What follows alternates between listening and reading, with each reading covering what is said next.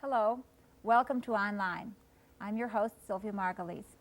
I have two wonderful guests here with me today to discuss the subject of Aliyah, moving to Israel.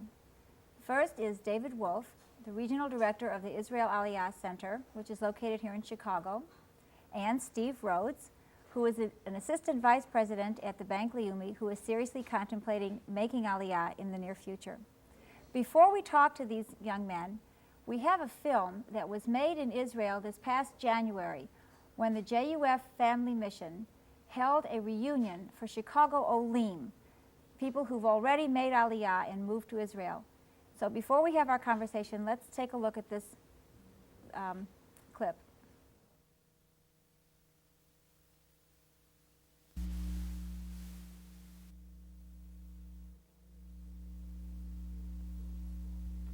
The bonds between Chicago and Israel are growing stronger. People are becoming increasingly aware of the mutual benefits that can be derived from maintaining a strong network of ties between ex-Chicagoans in Israel and their former hometown community. One example of this was the festive reunion that took place in Jerusalem on January 1st of 1985, attended by over 200 Chicago Olim and the 120 participants in the JUF Winter Family Mission.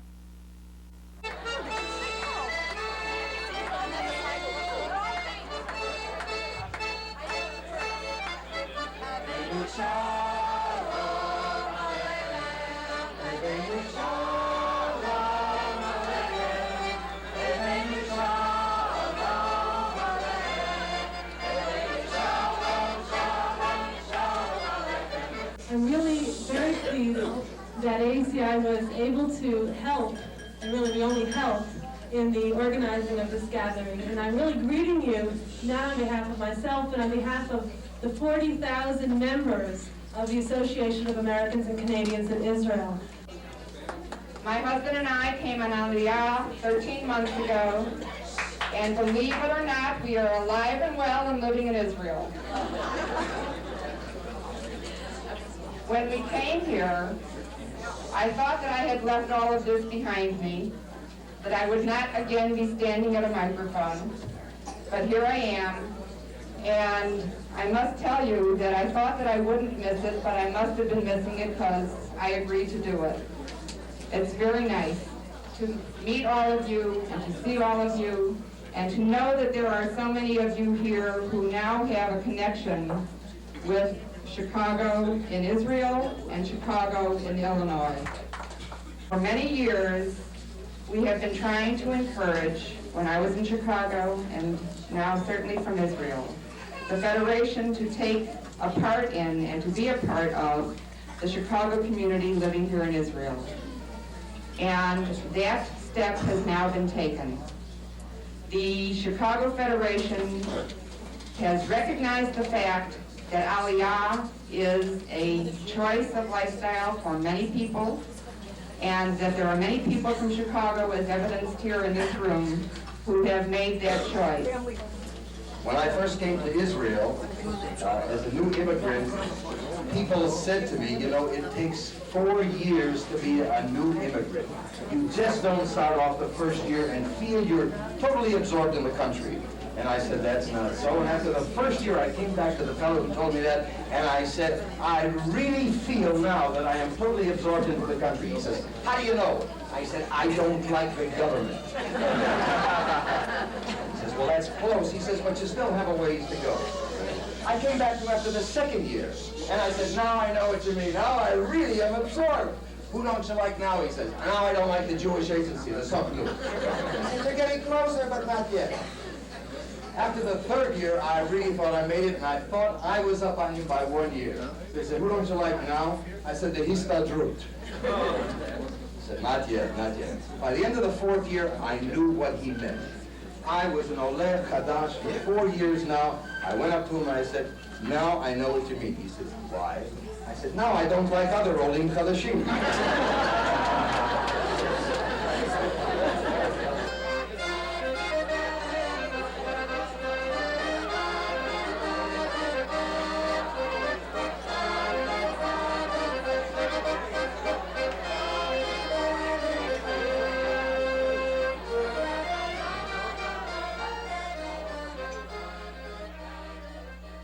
Geldman family made Aliyah from Chicago in April of 1982.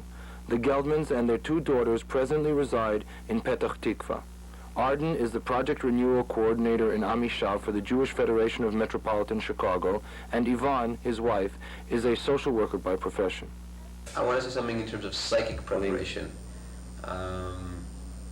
Material preparation you can get from your shaliach, but in terms of psychic preparation, you have to realize that this country was founded by immigrants, and almost everyone here is an immigrant or his parents are immigrants.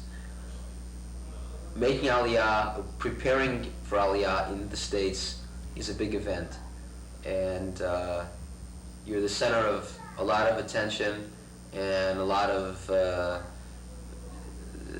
small, low-level notoriety in your community.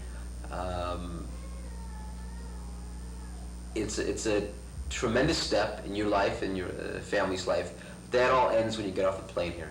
You have to realize that when you get here, nobody makes a big deal over you because you've come on Aliyah.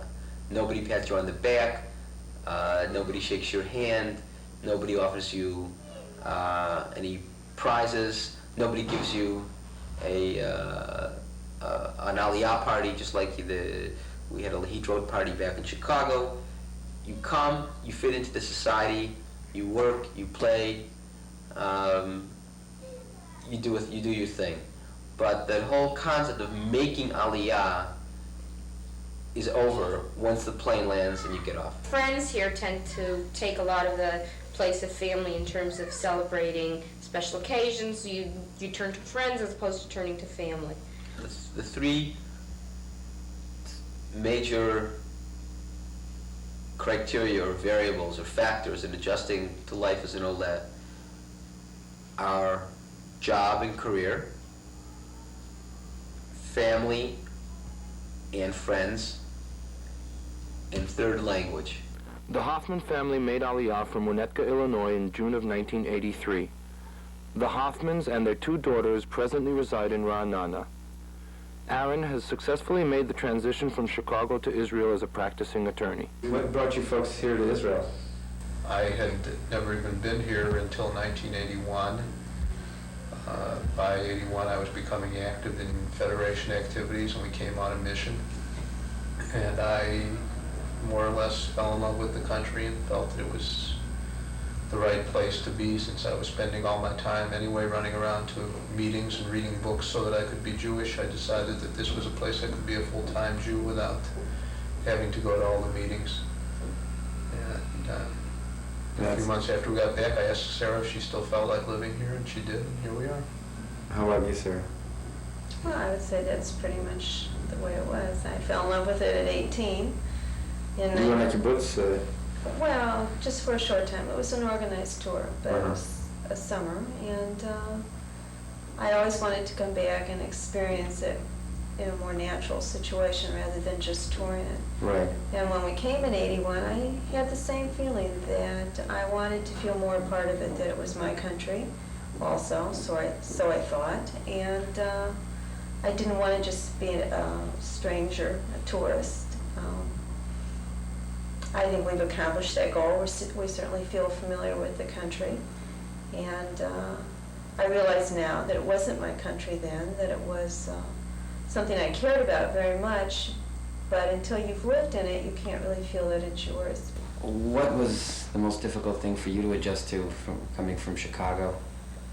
I think that it was mostly the Hebrew and the school, because you learn 6 days a week, and the school setup is much different. It's not, in our school, it's not one building, it's lots of buildings with only one door to the outside, and there aren't any bookshelves or carpets or anything in the classrooms. It's just tables and chairs and a blackboard. I got to know more of my friends, and I feel further apart from them than I did with my friends from America, but also closer in some ways. What do you mean? I don't like them as much, but I tell them more secrets, and I go to them with problems and stuff. Uh-huh. Are they nice to you?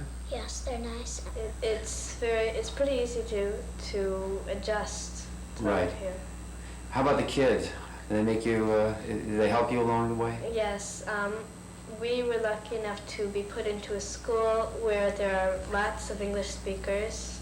About 2/3 of our class have either parents that moved to Israel from English-speaking countries or they moved themselves. And so they understand all the problems and they're very helpful. How about Hebrew for you? For me, I still don't have it good enough to make me feel comfortable. But do you think you're getting there? Yeah, sometimes I'm surprised at how good I speak it. Today there was a girl at school who said she wanted to leave because a boy in our class had hit her and nobody had come to help her, so she said she didn't have any friends. And I was talking on and on, non-stop, a mile a minute in Hebrew. And when I was done, we both turned our different ways. I had to go the bus. She had to go out the front of the school because she walked home. And I went, but how did I do that? I was surprised at how good my Hebrew was. I would give the standard advice, which is much easier said than done, which is to save up as much money as you possibly can before you come, because the incomes here are very, very low, and it helps, especially in those first few months or years, if you've got some savings, and just the sheer expense of getting over here and getting a household started is going to cost something. Maybe in contradiction to that, that would also suggest come as early and as young as you can. There's an old quote or prayer or something to the effect, give me the patience to accept what I cannot change, the courage to change what I can, and the wisdom to know the difference. And I think that anybody planning to come on Aliyah has got to say that prayer at least 10 or 12 times a day.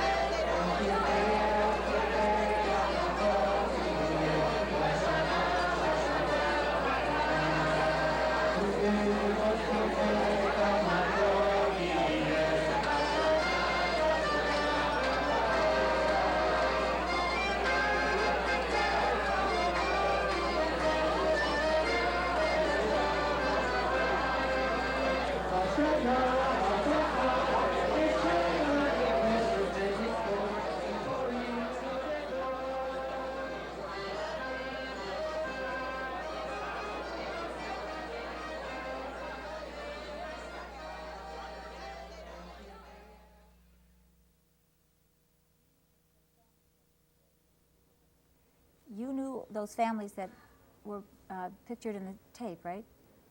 Well, yes, Sylvia. I had the opportunity to meet them actually in Jerusalem this last summer before I came over for the present job that I'm doing here in Chicago. Well, let me go a little bit into your background so the viewers will have an idea of to whom they are speaking. You are an American by birth who made Aliyah how many years ago?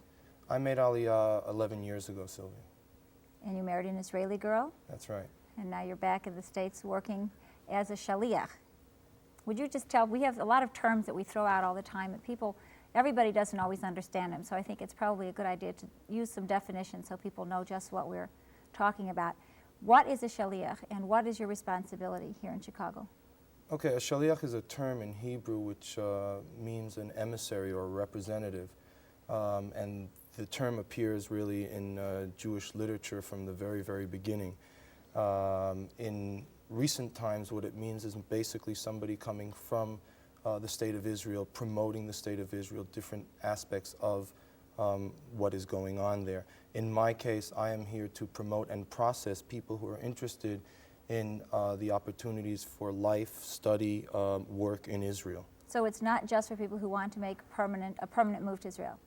That's correct. We have other programs that we promote and process that are short of the total commitment of actually relocating, making Aliyah to Israel. Okay, another term. What is making Aliyah? What is, one of the young men in the film talked about, he said, go on Aliyah, and then the rest of the terms were making Aliyah. What is Aliyah? Okay, maybe we should really go to the word ole, which is also very often referred in the same connection. An ole is a person who moves to Israel. However, in Hebrew, the term actually means to ascend to Israel, to go up. There's clearly a value attached to that move. It's not immigrating, it's not moving, it's going up to Israel, going up to Jerusalem. And Aliyah is the verb connected with that. See. To go up. Right. And so, Stephen, you will be an ole making Aliyah. Is that correct? That's right. What are your plans? Why? Well, let me go back a little bit. You are working for the Bank Leumi here in Chicago. That's right. And you've been to, you told me, to Israel several times. Correct. Including fighting in the Yom Kippur War. Well, not fighting, fortunately. Fortunately not fighting, but going back at the time of the Yom Kippur War to help. As a kibbutz volunteer. Oh, that's where you met. You were explaining about your kibbutz friends, and I was not quite sure what. Now, you have, how recently did you make a decision that you were going to make Aliyah and move permanently to Israel? I would say I probably made the decision back in 1974. So it's now 11 years. It's 11 and years. It's taken That's you a right. while. Well, 1974 was sort of pivotal, as you referred. For me, at least, I was in Israel during the Yom Kippur War and afterwards. And while on kibbutz, while working there, I felt very comfortable. I felt that this was my home. This is where I belonged. And I came back to the States to finish school, to get a profession, to get a career. And now we're wrapping all these things up, and I hope to be there soon. So you have no children to transport with you. You would start your family when you move there? That's right. I have a question to ask. You mentioned you were working on a kibbutz, and that meant a lot to you. And in the literature that you sent me, David, when I was reading about the Aliyah Council, it mentioned that a great many Americans who moved to Israel opt for the pioneering life, a totally different lifestyle from what they had in this country. And yet the people in the film that we saw lived pretty much as they did in the States in terms of their lifestyles and the type of, well, at least the Hoffman apartment was every bit as nice as an apartment in the nicest part of Chicago. What's been your experience with Chicago people? Do they go for the city life, or are Chicagoans part of the pioneering spirit?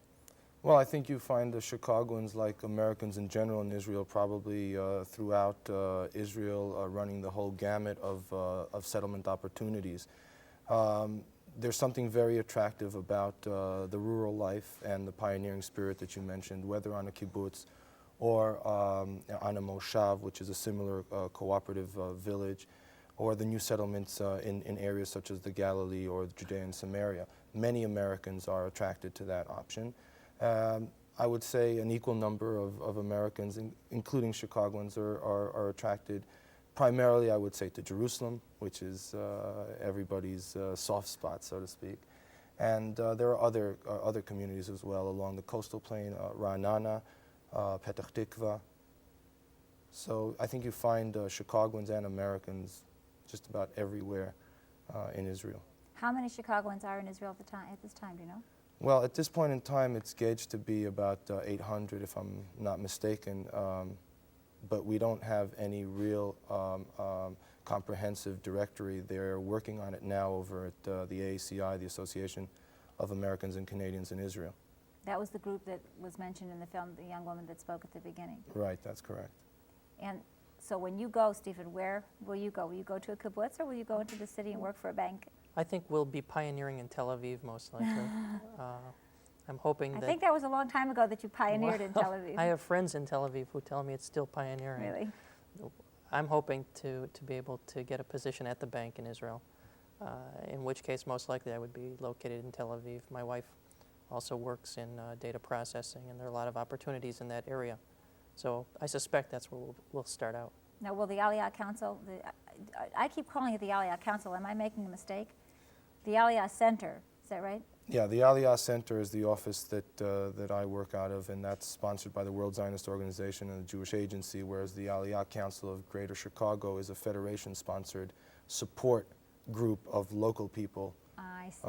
Who are interested in assisting people like Steve who are So both groups, both the Aliyah Council and the Center, work together in helping That's correct. prospective Olim plan their trip. That's correct. Well, who would help you find a job? Would you be responsible for it yourself? They mentioned in the program that there were 3 areas of major problems. One was job, one was family, and one was language.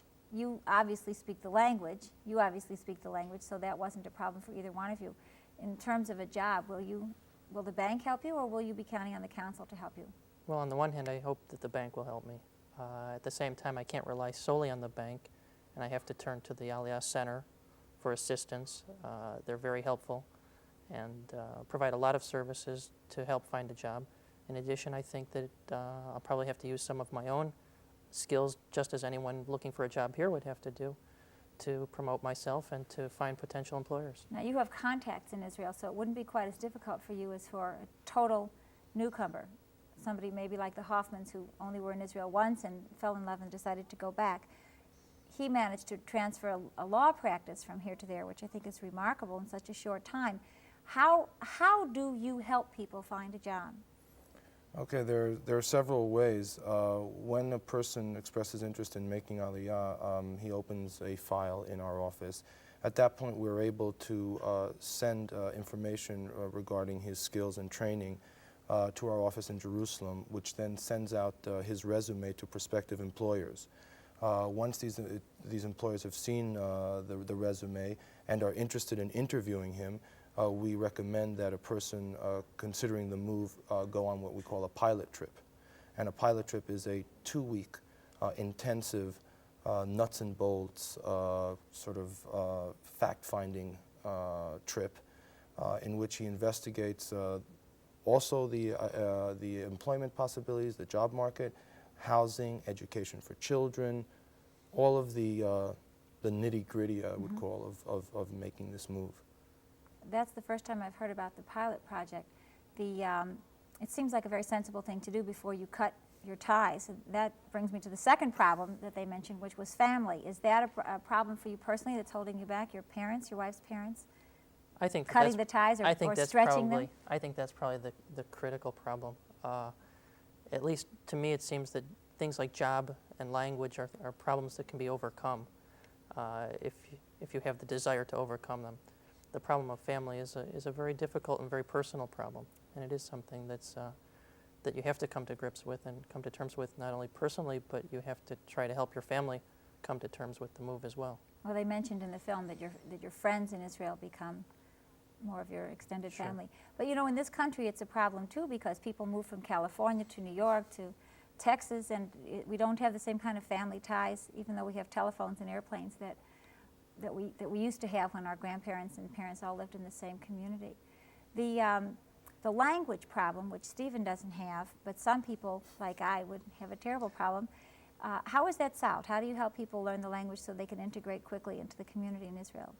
Well, the State of Israel, from its very inception, has developed a unique system of intensive language instruction. They're called the Hebrew Ulpans. And a family, for example, if they were going over, would be placed in an absorption facility. And for a period of 5 to 6, these are small communities. How many people in each? Oh, depending. It would run between 50 to 100 families. And during this period, they are there solely for the purpose of submerging totally into the Hebrew language. The entire day circulates around Hebrew instruction, homework, and this is a very, very successful method of doing it. I myself underwent a similar period of learning Hebrew, but in the university. It lasts for how long? It runs generally 5 to 6 months. And who pays for that? Do you pay as a new immigrant? No, you don't pay as a new immigrant. If there are any charges, they're minimal. This is what our funds from Federation go to support our. Yeah, well, I would say that that's one of the that's one of the services that the gifts that are given throughout the world by Jews, and the allocations of the Israeli government itself help to provide. So, and let me just quickly ask you: do all new immigrants go to absorption centers, or do some move just into their apartments after their pilot visit? Do they find their own places and move in? Well, you know, Or is there no average? There's no ground rule on that. It very much depends on that person's previous experience and feeling about how successfully and easily he'll be able to absorb and tackle all of the daily tasks that go along with setting up in the city, as opposed to being in an absorption facility where so much is provided for you in terms of not having to worry about rents and utility bills and so on and so forth.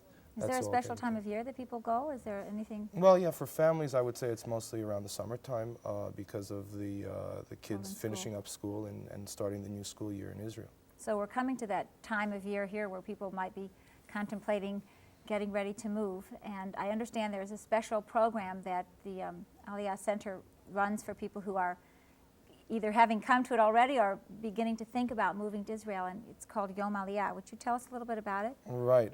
That's a community-wide, comprehensive, day-long program that will be held on May 19th at the Ida Crown Jewish Academy. And it's a series of lectures, workshops, information center, examining the various aspects of moving to and living in Israel. The workshops will cover such topics as housing, employment, military, seniors, singles, the whole separation that we talked about, leaving the loved ones behind. How many people are you expecting? Well, we're hoping, last year we had 300, and we're hoping that this year we'll get up to about 500. Well, it sounds like there's tremendous movement in Chicago to move from here to there, and those of us who have no plans to move to Israel will have a lot of friends to visit, it looks like. Thank you so much for joining us today. Steve, good luck to you. I hope when you make your decision that it's the right one for you and for your family, and that you'll enjoy when you do move to Israel, because I'm sure that's what you'll decide. Thank you, Sylvia. I'm sure you will. Thank you for coming. And for anyone who is interested in Yom Aliyah, you can contact David Wolf at the Israel Aliyah Center, or you can contact Federation and they can put you in touch with him, because we want all of you to make the right decision for you. Thank you for joining us. Come back the next time we're online. Bye.